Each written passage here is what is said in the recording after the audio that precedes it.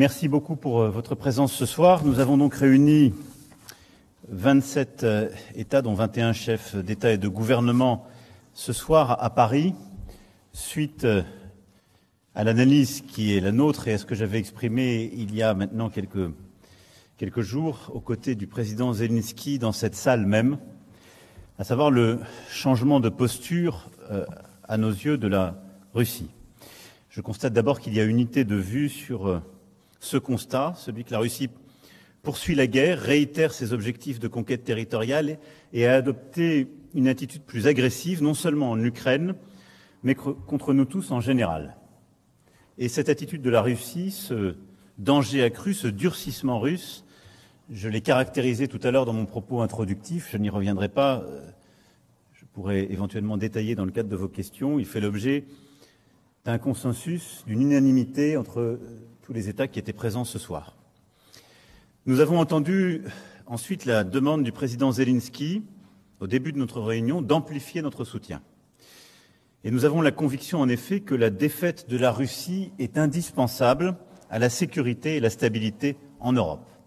Et au fond, ce qui se joue aujourd'hui est évidemment, d'une part, le théâtre des opérations en Ukraine, c'est-à-dire la possibilité pour l'Ukraine de résister à toute nouvelle offensive russe, de résister à tout aléa dans les mois qui viennent, mais également la possibilité pour les Européens de définir leur propre sécurité collective. Concept souvent brandi, notion souvent avancée, c'est maintenant une réalité. La question est de savoir si nous sommes capables ou pas. Ma conviction est oui, c'était l'un des objectifs de la réunion de ce soir. Nous sommes résolus en effet à faire tout ce qui est nécessaire aussi longtemps que nécessaire, et c'est pour moi le point essentiel de ce soir. La première partie de notre discussion a été sur, au fond, faire plus. Et il y avait un large consensus pour faire ensemble encore davantage et plus vite. Avec d'abord un point sur les financements. Plusieurs d'entre nous avons déjà signé des accords bilatéraux avec l'Ukraine. Nous avons invité tous les autres à suivre ce mouvement.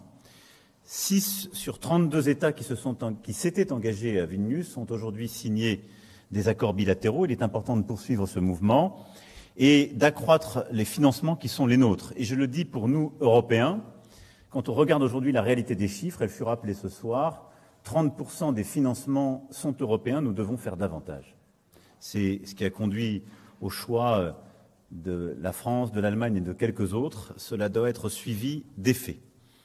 Déployer donc davantage de financements bilatéraux, déployer aussi davantage de financements européens, c'est le sens de la décision que nous avons prise au sein de l'Union européenne avec la Facilité européenne de paix et l'accord de février, début de ce mois à Bruxelles. Mais il y a plusieurs pistes aussi qui sont sur la table, que la France soutient.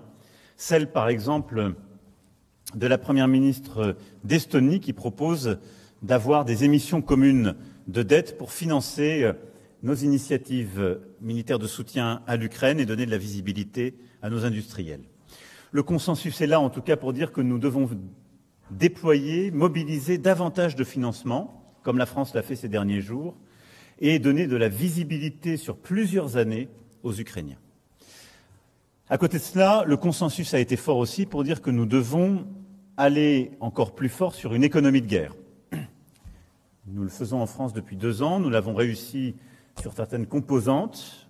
La France, par exemple, mène cette coalition pour l'artillerie avec de vrais résultats et une économie de guerre qui s'est organisée. Force est de constater qu'aujourd'hui, nous tous, Européens, non Européens d'ailleurs, qui soutenons l'Ukraine, avons encore des marges de manœuvre et nous devons aller plus vite et plus fort sur cette thématique. La priorité des priorités est la question des munitions. Nous l'avons largement mobilisée pour ce qui est du domaine de l'artillerie, coalition sur laquelle nous avons, comme vous le savez, justement ce rôle d'impulsion. Mais nous sommes tous engagés autour de la table à aller au bout des stocks qui sont encore disponibles, à identifier les pays tiers qui sont mobilisables dans les différentes catégories de munitions et à aller vers aussi toutes les solutions nouvelles proposées pour aller solliciter des pays tiers, en même temps que nous avons tous pris conscience de la nécessité de faire face à la rareté de certaines composantes, en particulier les poudres. Deuxième élément, ce sont les systèmes de défense solaire, sur lesquels, là aussi, nous devons mobiliser davantage et qui font partie des besoins ukrainiens. Et troisième élément, ce sont tous les missiles et bombes à moyenne et longue portée qui sont extrêmement importantes pour les Ukrainiens et sur lesquels les besoins sont là. Vous le savez, la France en a livré plusieurs et donc nous avons là aussi pris des décisions concrètes. Au total, nous avons aujourd'hui 8 coalitions capacitaires qui existent. Nous avons acté de renforcer sur ces 8 coalitions capacitaires la dimension munitions et d'avoir une impulsion immédiate sur ce sujet.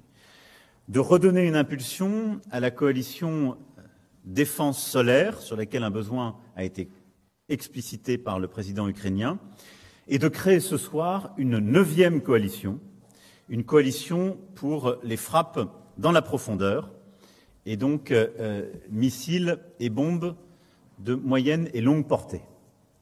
Nous allons organiser cette coalition à partir de ce soir pour mobiliser toutes les bonnes volontés, les États qui ont des capacités, qui ont commencé ou sont prêts à livrer des équipements nouveaux. Nous avons ensuite, dans un deuxième temps de la discussion, abordé la nécessité de faire différemment. En effet, nous voyons bien que nous sommes à un moment critique du conflit qui nous impose de prendre l'initiative.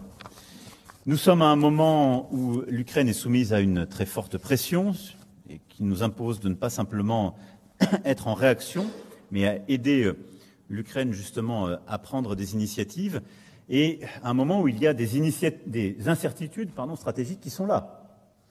Sur la capacité américaine à décider d'une aide supplémentaire, sur le résultat aussi des élections américaines, et sur la nécessité donc de recréer un engagement stratégique de notre part, une mobilisation plus forte aux côtés de l'Ukraine pour montrer que l'ensemble des alliés qui sont prêts à le faire, c'est le cas de la France, seront là résolument aussi longtemps que nécessaire et quoi que cela exige.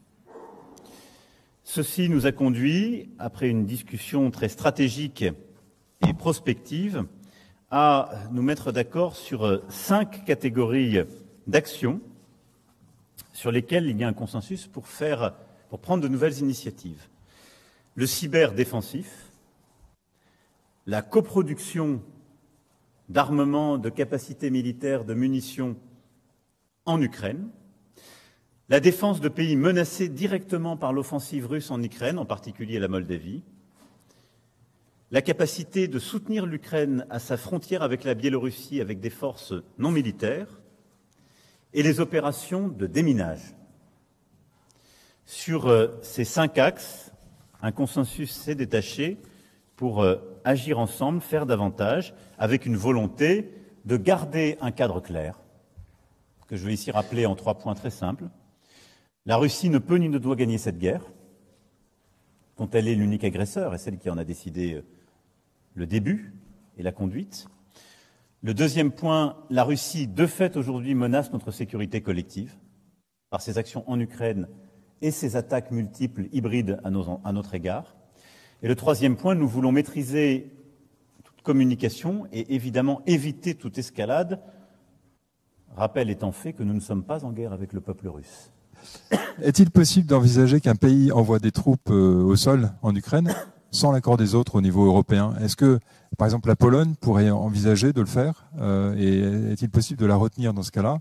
Et est-ce que ça a été un des objets de la discussion ce soir? Merci. Je veux dire, d'abord, chaque pays est souverain, et sa force armée est souveraine. Il a, par sa constitution, les voies et moyens de son engagement. Personne ne peut engager un autre pays de faire ce qui lui revient.